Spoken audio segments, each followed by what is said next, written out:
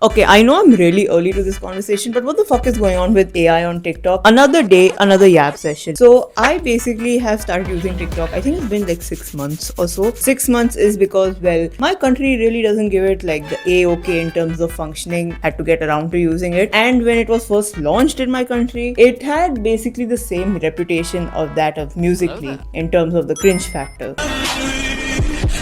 It's been like 6 months since I've been on TikTok, and I feel like the cringe factor is definitely still there, thankfully for all. Where because of these AI TikTok channel accounts, whatever you want to call them, the cringe factor still remains, and it's enjoyable for my brain rotted brain to explore. There's like fun cringe, and then there's this. What is this, Razorilla? 这里不方便说。你在跟谁说话？ Accounts like these exist, unfortunately, and they come on my FYP. These apps in general tend to push the AI generated content more, but maybe I'm crazy, right? Why would you want to push actual creator led content? Push the AI stuff. And you know why it's good for us? Because we get gems and stories from these AI story account channels. And you bet your ass that my film background really enjoyed watching these stories. Okay, so I don't have the actual synopsis for the stories, is because, well, it's not on Netflix, and quite frankly deserves a Netflix original. So I definitely brain rotted my extra quota trying to make a synopsis out of whatever part, series, whatever I saw. Big Princess Butterfly CEO lady exists. She is a gold digger. Somehow I didn't understand the plot. How are you a princess and a gold digger? She has insect prince, but she also like pregnant twink that she makes pregnant, by the way. That twink is a maid in her palace, castle, whatever. And she no acknowledged peasant, and she love peasant. It tackles the most important issue, the most important topic that not many people want to talk about, but they want, which is women in power. You know, I feel like it's because of them that this CEO Your Name meme trend had started, and that's actually a good example of good cringe. We enjoy it. We make the haha, we make the funny. That, oh, you have made a good piece of commentary, sir. I like that. Let's look into another genre, shall we? Maybe you're not a fan of just the romance and the glamorous and the extravaganza. You're maybe a more of a horror fan. Do you like zombies? Is Warm Bodies one of your favorite movies? Let's dive into the next story, shall we? Big rich CEO zombie lady has one night stand with bellhop guy. Then she leave. Then he get pregnant. Then she no acknowledge peasant bellhop, but then actually love peasant bellhop. But she also have fiance. Wait a second, it's kind of resembling. Wait, it can't be, right? It can't be them recycling the same story over and over again. I must have been reading the previous titles. Oh no, wait, I was correct. These accounts are just a replacement for 123 Go and Troom, right? Am I the only one drawing the connection, and am I late to the party? Probably am, because you cannot tell me that these accounts are definitely not going for that same clickbaity, surprising factor. The reason why you clicked on a Troom video was never because of the content. It was always because of the thumbnail. Because for some reason, it showed something that you would think that why the hell would you do it? And for some reason, after you clicked on that thumbnail, you continued watching the video and you used to think, why the hell am I watching this? Well, at least for me, in my ripe age of 13 or 15, I used to think, what's the worst that could happen, right? In terms of how bad can this situation get in the content itself that leads to this? And in the end, you are left with a certain deal of what the fuck did I just watch? And also a weird sense of pride. Also, that at least I'm not doing something stupid like them, right? What makes it better, in my opinion, is that when this type of content does come on your feed, you somehow are disgusted by it, but you're also transfixed by it. You find yourself going more into the lore of all these weird ass things, and then you also begin to wonder why. Believe it or not, there is somewhat of a history behind shit posting. Girl, I did history and research for this. By the way, history was my least favorite subject.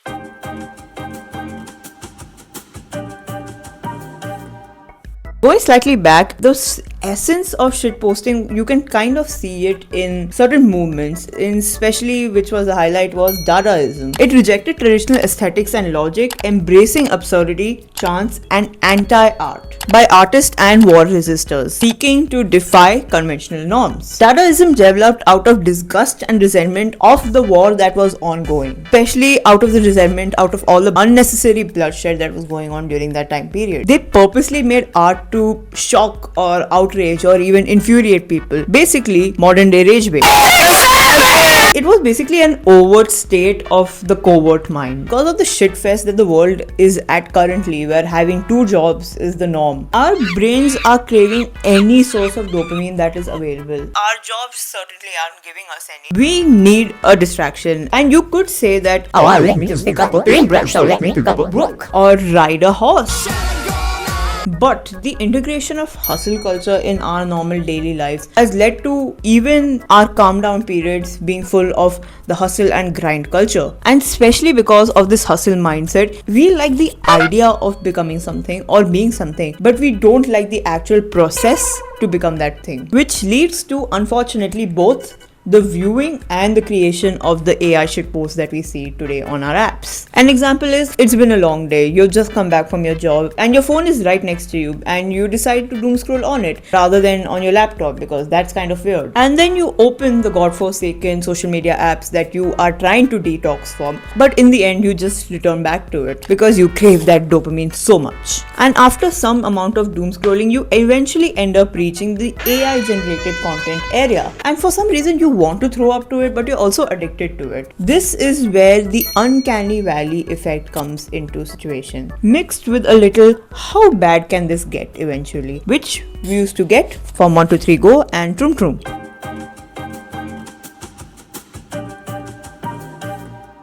So the uncanny valley is a psychological phenomenon where humanoid objects such as robots, CGI generated characters, or even dolls that appear almost but not entirely human and tend to make you go, but do you ever have this moment where you think like, yes, this is garbage, this is not good, why am I watching this? You ask that question, why am I watching this? You are somewhat invested in it. The thing is, this kind of content provides a constant high stream of hyperstimulation and often surreal visuals, which tends to trigger the dopamine in our bodies, kind of like slot machines where even though you have lost, you still go back to it. You see the claw almost grab onto your toy but not quite grab it, and you think that in the next round I will get something good, a different outcome, a better outcome. So connecting both of these, why do you go back to it? You go back to it because of the unpredictability factor. AI generated content creates a variable reward system, kind of forcing you to watch just to see what will come next. You're kind of like a gacha addict. And why are you a gacha addict? Once again, because of the lack of dopamine and the constant search for it, because your life kind of sucks right now. The problem that's arising is not only that this is rotting your brain, but the fact that this AI is being called art.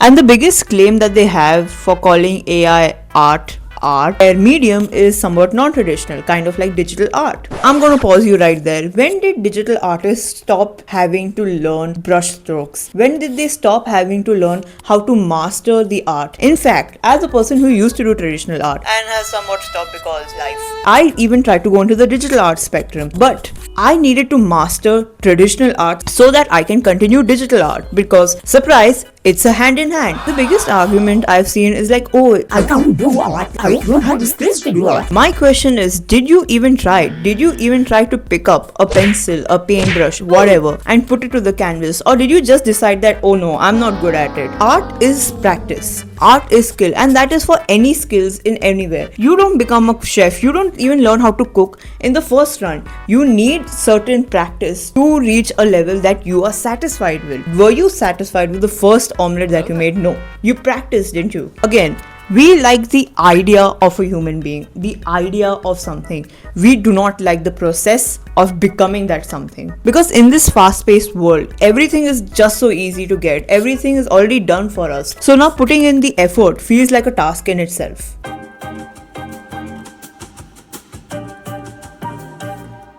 And especially in my country, I feel like we're living in a dystopia, because in my country, there was an art competition. It was open to the public and they had to design a logo for some service based in my country. Guess who ended up winning? By the way, my dear government chose this. Out of all the applications that were sent in, they chose this. They chose to support AI art. And you can't tell me this is not AI art aside from the piss color. Why is it always piss color? And you know what grinds my gears even more? The guy basically said that, oh, this was kind of like a last minute thing. I did it in 2 hours and I used like Microsoft Paint and I used Canva, and that's how I made this. My dude, This cannot be made in Paint and Canva. In just 2 hours, I had to design a logo. It was the worst experiences of my life. Logo processes are long. It takes weeks, if not months, for the idea formulation, and then after that, having the back and forth with the client because they have a vision and because this logo is the entire company's brand. It represents who they are. So that message needs to come across in the logo. With the government choosing this logo, it clearly shows their support for AI artists and fuck the traditionals. And especially in my country, we are known for our art. We are known for our traditions, our culture. So it's kind of spitting in our face. So imagine all the artists who had applied for this and then them seeing that an AI generated logo had won. Competitions like these are where these artists get to showcase their work and portfolio. It gives them a huge outlet.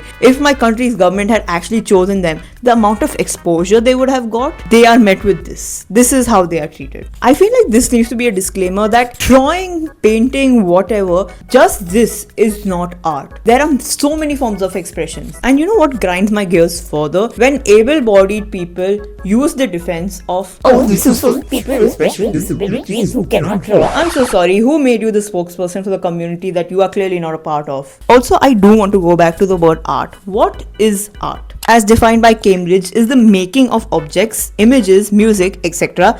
that are beautiful or that expresses feelings. Beautiful. Do you think this is beautiful? Answer me honestly. Secondly, the phrase express your feelings. When you type into your ChatGPT or whatever medium that you use and you type out give me a scenery or give me Rumi from K-pop Demon Hunters giving birth, is that really expressing your feelings? What are you expressing? Genuinely, I would love to hear you guys out. Art is subjective, yes, I am not denying that, but most importantly, it is meant to express our feelings as human beings. And being proud of making something out of AI is not one of them. The feeling, that emotion should exist before you create the art rather than after you create. Of course, you're allowed to feel proud after creating a piece of art. That's the only emotion you felt, nothing else before that. Are you really expressing yourself then? Because in my opinion, the emotions that exist before is what leads you to create art. Because it's a way of expressing yourself when you cannot express yourself through words. And you know what pisses me off even more? I'm such a positive person, aren't I? The forced inclusion of all these AI tools in creator-led platforms.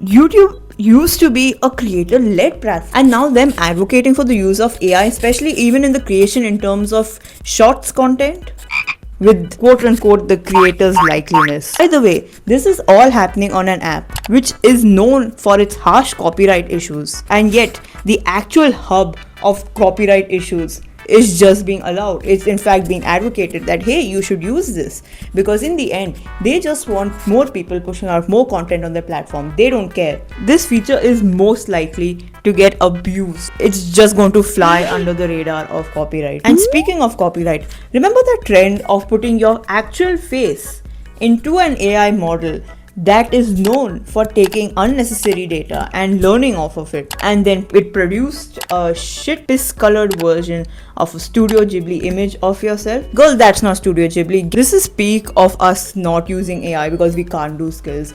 AI is just a trend for us. And you know what's worse? Around that time when this trend was going on, the video of the creator of Studio Ghibli was being circulated, and how he was mentioning that he hated AI and called whatever it produced an actual insult to life itself and called it soulless, which he was right. Because just look at these pictures. Do you think that's what makes it Ghibli, the art style? No, it's not the art style. It's the actual human emotions that was put at every step, not just the art step, the actual creation by the directors, by the writers, by the artists, by the entire crew while making these films, and the emotions that the audience was able to feel after watching them. Or maybe we didn't feel them, clearly. And I especially have a deep-seated hatred for any trend which has things to do with like AI generated art and whatever, because number one, it's not art. Number two, it shows how detached we are from our sources, because as long as we don't know what troubles it's causing, we are completely fine with it. Me generating this picture, it doesn't harm me in any sort of way. It doesn't cause any problems in terms of environment, right? And then we as a generation clearly have the right to complain about how the previous generation fricked us over in terms of the economy. We are sitting in a glass house ourselves. And don't even get me started on companies, okay? Y'all just want to save a penny and not hire actual professionals because in the end, you don't care what is going out. You just care that content is going out. You just want to save the buck and keep the company rich and keep the people higher up richer and the lower poorer. Because in the end, it's all economy. It's all tied in the economy.